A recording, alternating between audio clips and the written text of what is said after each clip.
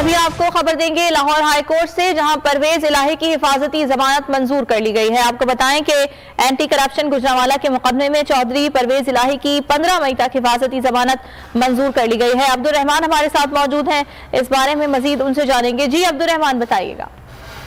जी बिल्कुल, लाहौर हाईकोर्ट के single bench ने एंटी करप्शन के मुकदमे में चौधरी परवेज इलाही की 15 मई तक हिफाजती जमानत मंजूर कर ली है।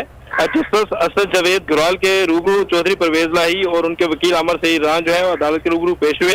अमर सईद रान ने दलाइल देते हुए कहा कि साबिक वज़ीर आला पंजाब के खिलाफ एंटी करप्शन ने गैर कानूनी तौर पर जो है वो बिला जवाज मुकदमा दर्ज किया और एंटी करप्शन और पुलिस ने सियासी बुनियादों पर यह मुकदमा दर्ज किया है। लिहाजा अदालत जो है उनकी हिफाजती जमानत मंजूर करे, वह ट्रायल अदालत में अपनी बेगुनाही के लिए पेश होना चाहते हैं, जिस पर अदालत ने 15 मई तक जो है चौधरी परवेज इलाही की हिफाजती जमानत मंजूर कर ली है। और अब जो है चौधरी परवेज इलाही कमरा अदालत से बाहर निकल आए हैं और चौधरी परवेज इलाही दहशतगर्दी लाहौर में दर्ज जो है थाना गालब मार्केट में दर्ज दूसरे मुकदमे में हिफाजती जमानत के लिए लाहौर हाईकोर्ट के जस्टिस अली बाकर नजफी की सरबराही में 2 रुकनी बेंच के रूबरू पेश होने के लिए जा रहे हैं। और इस वक्त इनके हमरा जो है कारकुनों की बड़ी तादाद भी मौजूद है और जो परवेज इलाही हैं वो सहारा लेकर जो है अदालत की